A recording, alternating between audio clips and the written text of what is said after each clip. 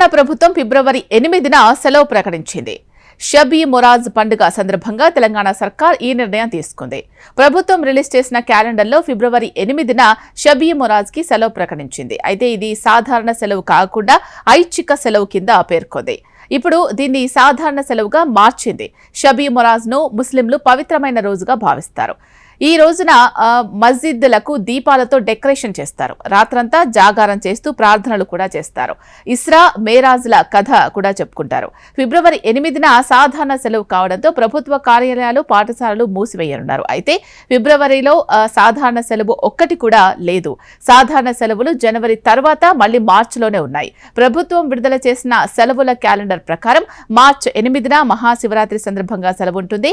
మార్చి 25 Holi holiday ఉంటుంది. మార్చి 29 good Friday సందర్భంగా సెలవిచ్చారు.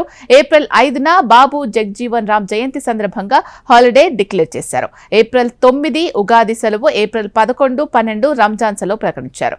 ఏప్రిల్ 14న అంబేద్కర్ జయంతి సందర్భంగా హాలిడే ఉంది. ఏప్రిల్ 17 శ్రీరామనవమికి కూడా సెలవిచ్చారు.